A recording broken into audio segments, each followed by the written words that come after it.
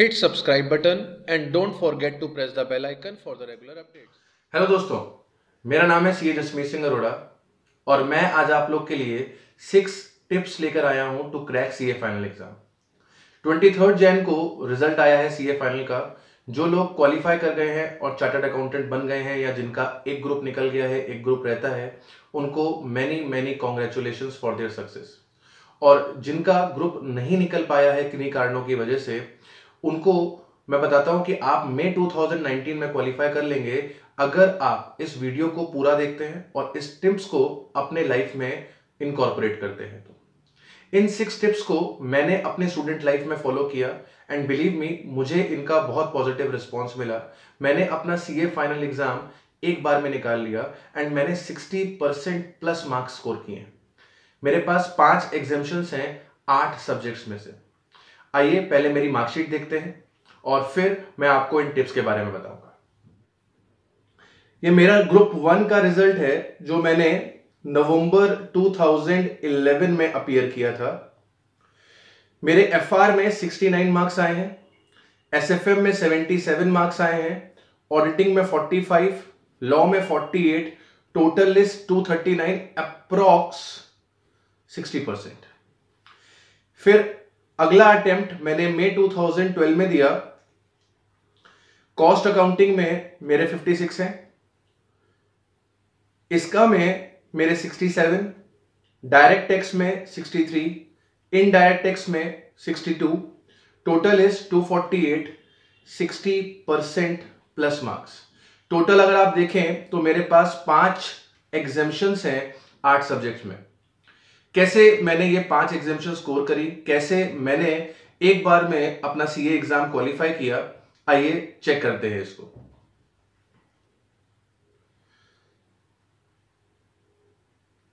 पहला टिप जो मैं आपको देना चाहता हूं, जिसमें आज की डेट पे हर स्टूडेंट लैग करता है, और वो ये टिप है कि हमारे सोने का टाइम फिक्स नहीं है। सर आते ही आपने सोने की बात लगा दी। हाँ, सोना, sleep is most important for the student. अगर आप प्रॉपर स्लीप नहीं लेते हो तो आपका दिमाग फ्रेश नहीं होता है, ब्रेन फ्रेश नहीं है, माइंड फ्रेश नहीं है, तो हम ढंग से पढ़ाई नहीं कर सकते। The very important part of student life is proper sound sleep. इसीलिए मैं कह रहा हूं कि अपने सोने का टाइम फिक्स करिए। सिर्फ हमें स्लीप आवर्स नहीं फिक्स करने हैं, हमें स्लीप टाइम फिक्स करना है। हमें कितने बजे सो जाना है और हमें कितने बजे उठना है। Fixed time to sleep and fixed time to wake up. अगर आप सही समय पे सोते हैं, से आप 11 बजे सोते हैं और आप सुबह 6 बजे उठते हैं, 7 घंटे की आप नींद ले रहे हैं, और अगर आप रोज ऐसा करते हैं तो आपका बॉडी इस स्लीप आवर्स की एडॉप्टेबिलिटी में चल रही है। मतलब आपकी बॉडी को पता है कि कब मुझे सोना है और कब मुझे उठना है। अगर हम फिक्स्ड स्लीपिंग आवर्स फॉलो नहीं करते हैं तो बॉडी चेंजेस अडॉप्ट नहीं कर पाती है। कभी हम 11 बजे सो जाते हैं, कभी हम 12 बजे सोते हैं, कभी हम 2 बजे सोते हैं। बच्चा कहता था 7 घंटे तो सो ही रहे ना, 2 बजे सोएंगे 9 बजे उठ जाएंगे, 3 बजे सोएंगे 11 बजे उठ जाएंगे।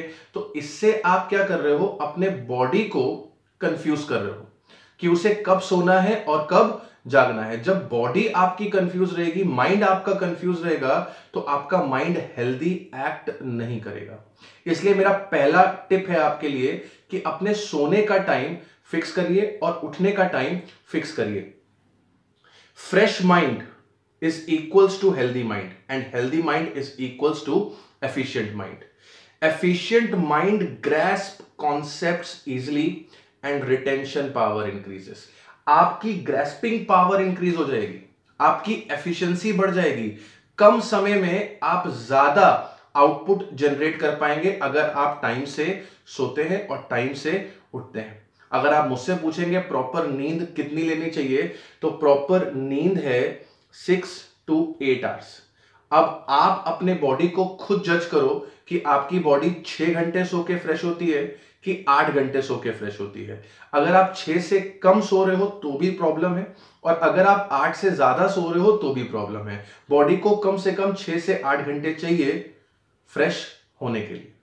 क्लियर? तो पहला टिप हो गया, fix your sleep time. Second tip, prepare study plan and follow it strictly. हम प्लानिंग ही नहीं करते कि हमें क्या करना है, कब सोना है, कब उठना है, कब पढ़ना है, क्या पढ़ना है, कितना पढ़ना है, कितने समय में कितना कोर्स कंप्लीट करना है। हम बस पढ़े जा रहे हैं, हवा में तीर चलाए जा रहे हैं। अगर आप हवा में तीर चला रहे हैं, कोई प्लानिंग नहीं कर रहे हैं, तो सर पास होने में तकलीफ होगी आपको। अगर आप चाहते हो कि आपका मे अटेम्प्ट लास्ट अटेम्प्ट हो, तो आप स्टडी प्लान बना लीजिए। स्टडी प्लान बनाना बहुत जरूरी है। बिना प्लानिंग के कोई भी काम करना इज जस्ट वेस्ट।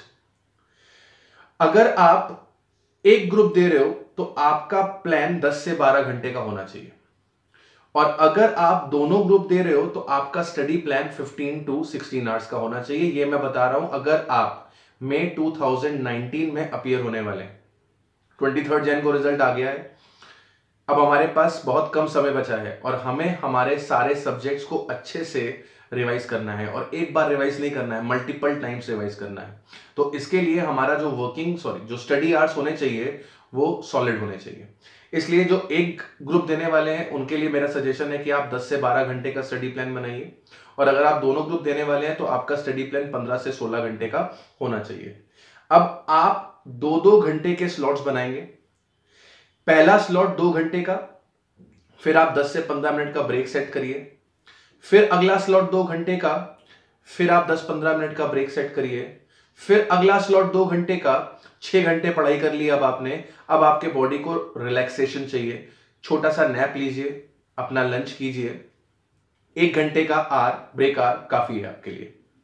फिर अगेन फोर्थ स्लॉट 2 घंटे की सेट, 15 मिनट्स का ब्रेक। फिफ्थ स्लॉट 2 घंटे का एंड देन 15 मिनट्स का break. Again 2 slot and break. जो सिर्फ एक ग्रुप दे रहे हैं वो 6 स्लॉट बनाए 2-2 घंटे के, और जो बोथ ग्रुप्स दे रहे हैं उनके 7 to 8 स्लॉट्स चाहिए। 2 घंटे का एक और स्लॉट आपके लिए जरूरी है अगर आप बोथ ग्रुप्स में अपीयर करने वाले हैं मई 19 में। तो ठीक है, तो पहला टिप मेरा हो गया कि प्रॉपर नींद लेना है। प्रॉपर नींद लेने का मतलब है कि सही समय पे सोना है और सही समय पे जागना है। जिस समय सोते हैं रोज उसी समय सोना है, जिस समय जागते हैं रोज उसी समय जागना है। नींद 6 से 8 घंटे की जरूरी है। सेकंड चीज कि आपका स्टडी प्लान प्रिपेयर होना चाहिए, टाइम टेबल प्रिपेयर होना चाहिए कि मुझे कब पढ़ना है, कब ब्रेक लेना है। इस चीज को सेट करना बहुत जरूरी है। तीसरा टिप मैं आपको दे रहा हूं, जो बहुत से स्टूडेंट्स मेरे से पूछते हैं कि सर एक सब्जेक्ट पढ़े कि मल्टीपल सब्जेक्ट्स पढ़े एक दिन में। एक दिन में क्या एक ही सब्जेक्ट उठाया जाए और पूरा दिन वही पढ़े, कि आप मल्टीपल सब्जेक्ट्स ले सकते हैं। तो देखो, दोनों चीजों के अपने एडवांटेज हैं, अपने डिसएडवांटेज हैं। पहले मैं आपको एडवांटेज डिसएडवांटेज बताता हूं, फिर मैं बताता हूं कि मेरे हिसाब से मैंने क्या फॉलो किया था और क्या बढ़िया है। अगर आप एक सब्जेक्ट उठाते हो एक दिन में, तो इसका बेनिफिट यह है कि higher syllabus coverage in a day, क्योंकि आप पूरे दिन एक ही सब्जेक्ट पढ़ रहे हो, तो ऑब्वियस है कि 12 घंटे अगर हम एक सब्जेक्ट पढ़ेंगे तो उसमें उसकी कवरेज ज्यादा हो जाएगी। लेकिन इसका डिसएडवांटेज है कि सर एक सब्जेक्ट पढ़ते पढ़ते हम बोर हो जाते हैं, बोर्डम आ जाती है, माइंड जो है वो बोर हो जाता है, उसका रिटेंशन डिक्रीज हो जाता है। तो अगर आप बोर नहीं होते हो पढ़ते पढ़ते, आपका रिटेंशन सेम रहता है, तो आप single subject in a day ले सकते हो। लेकिन अगर आप एक सब्जेक्ट पढ़ते पढ़ते बोर हो जाते हो, आपका रिटेंशन डिक्रीज होना शुरू हो जाता है, मजा आना बंद हो जाता है, तो आप मल्टीपल सब्जेक्ट्स का ऑप्शन ले सकते हो। 2 से 3 सब्जेक्ट आप एक दिन में उठा सकते हो। Maintains the interest and retention increases. Against में क्या है सर, क्योंकि हम 2-3 सब्जेक्ट चला रहे हैं इसलिए लोअर कवरेज होती है सब्जेक्ट की per day. Each subject will be covered less.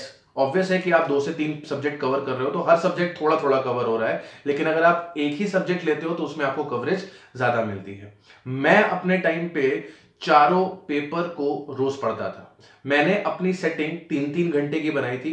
मैं 3 घंटे एक सब्जेक्ट, 3 घंटे दूसरा सब्जेक्ट, 3 घंटे तीसरा सब्जेक्ट, 3 घंटे चौथा सब्जेक्ट। मैं एक सब्जेक्ट पढ़ते पढ़ते बोर हो जाता हूं। मुझे लगता है नहीं, चारों थोड़ा थोड़ा चलते रहे, धीरे धीरे आगे बढ़ते रहे, लेकिन हम सबके टच में रहे। तो मेरा सजेशन है कि अगर आप बोर हो जाते हैं, रिटेंशन डिक्रीज हो जाता है, आपका इंटरेस्ट कम होने लगता है, तो multiple subjects is the good option for you.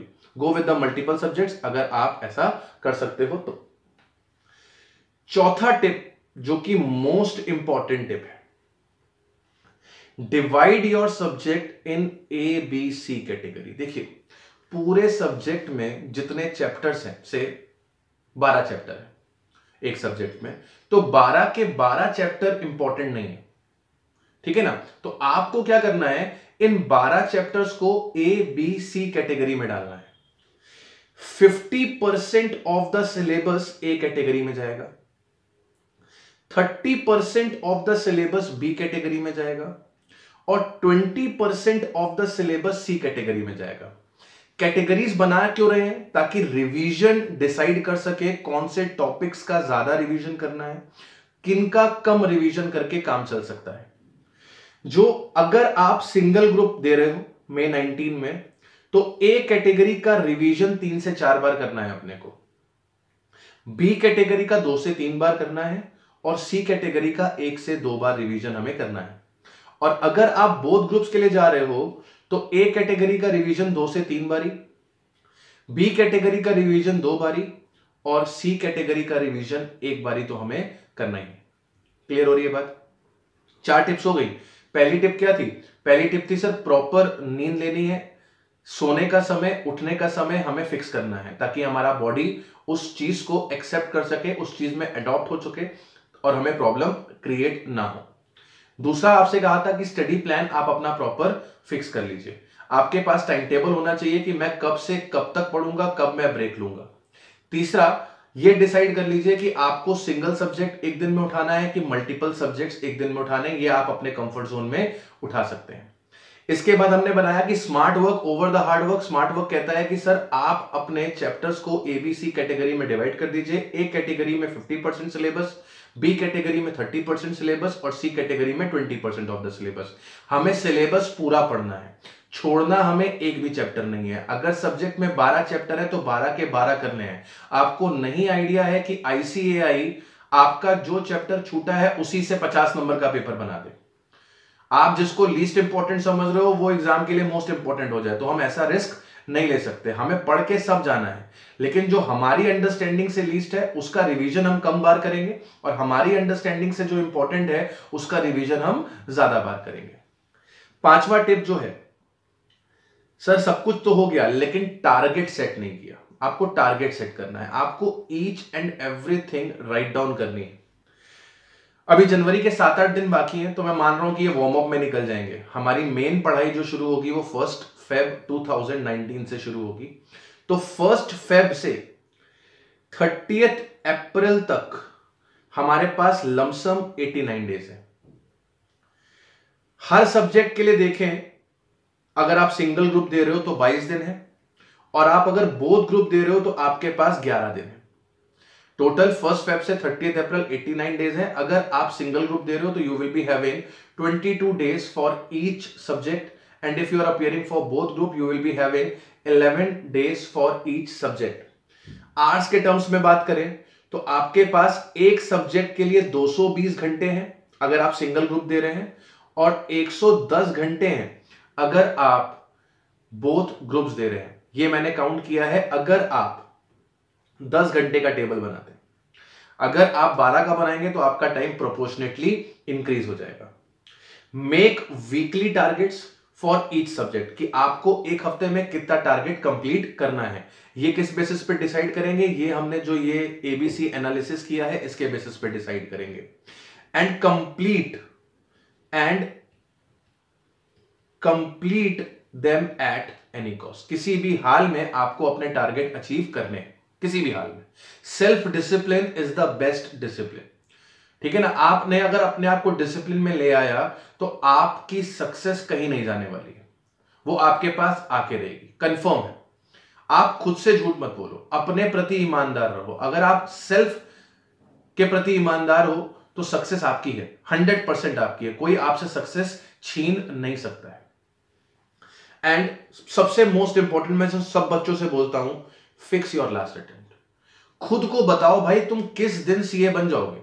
What will be the last attempt you will be giving for this CA final exam? It is May 19 or it is नवंबर 19। अगर आप सिंगल ग्रुप के लिए जा रहे हो तो आप अपने आप को प्रॉमिस करो कि नवंबर 2019 मेरा आखिरी एग्जाम है, इसके बाद मैं सीए का कोई भी पेपर अटेम्प्ट नहीं करूंगा। I will be the CA, मैं सीए बन के रहूंगा। और अगर आपका एक ही ग्रुप बाकी है या आप दोनों ग्रुप मई 19 में देने वाले हो, मेक श्योर कि ये अटेम्प्ट आपका आखिरी हो। खुद से प्रॉमिस करो कि भाई मई 2019 के बाद या नवंबर 2019 के बाद मुझे कोई भी सीए फाइनल का पेपर तो नहीं देना है। बात समझ में आ रही है? जब भी लगे आपका मोरल डाउन हो रहा है, अपने नाम के आगे सीए लिख देना। अगर आपका नाम राहुल है तो आपको लग रहा है कि अगर मैं नहीं बन पाऊंगा, तो आप अपने नाम के आगे सीए लगाना शुरू कर दो। खुद को बोलो CA Rahul, I will be the CA. तो आप एक दिन सच्ची में सीए बनेंगे। It will give you motivation. ये जो 2 लेटर्स है ना, ये जो प्रीफिक्स हैं, ये बहुत मोटिवेटेड करेंगे आपको। बात समझ में आ रही है? ये एक प्रेस्टीज है।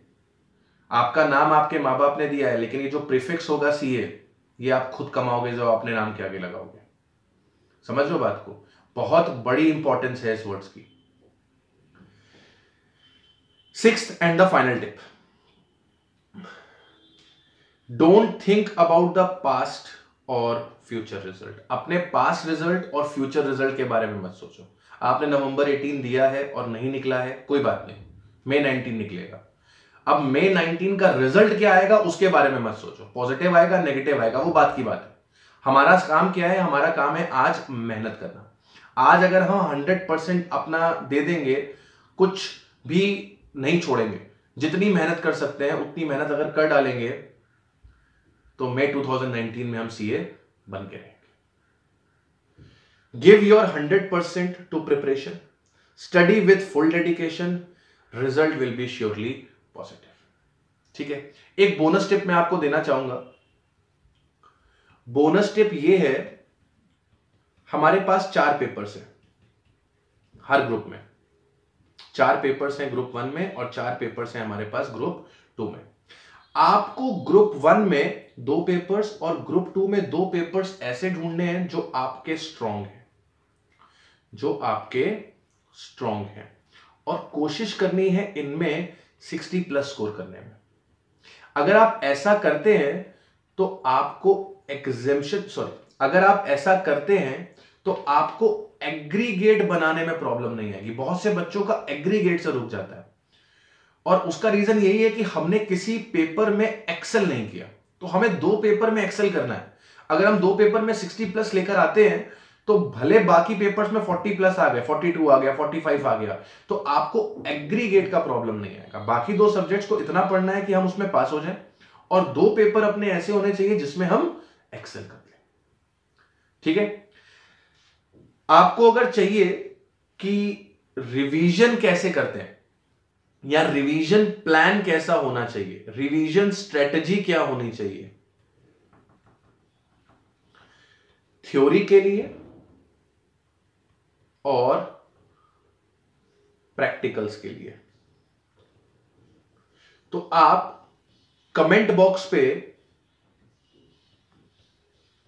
कमेंट करिए, और अगर आप लोग कहेंगे तो मैं फिर इसके ऊपर भी एक वीडियो आपको बना के दूंगा कि थ्योरी पेपर्स का रिवीजन कैसे करते हैं और प्रैक्टिकल्स पेपर का रिवीजन कैसे करना है। ये मैं जो रिवीजन बता रहा हूं, ये रिवीजन मैं आपको लास्ट डे के लिए बता रहा हूं, क्योंकि 1 दिन बचता है, सिर्फ 1 दिन का छुट्टी है हमारे पास। तो उस 1 दिन की छुट्टी में इतना वास्ट सिलेबस कैसे रिवाइज किया जाए ताकि हम पूरा रिवीजन कर सकें। अगर आप इसके ऊपर वीडियो चाहते हैं तो कमेंट बॉक्स पे कमेंट करिए, मैं इसके ऊपर भी वीडियो आपको बनाकर दूंगा। अगर आपको ये वीडियो अच्छा लगा है तो लाइक जरूर करिएगा और अपने फ्रेंड्स के साथ शेयर जरूर करिएगा। शेयरिंग करना बहुत जरूरी है। एक पुराने जमाने में एक्टर हुआ करते थे, वो बोलते थे कर भला तो हो भला। तो आप दूसरों का भला करिए, आपका भला ऑटोमेटिकली हो जाएगा। चलिए आज के लिए इतना रखते हैं। Tata, bye bye, take care.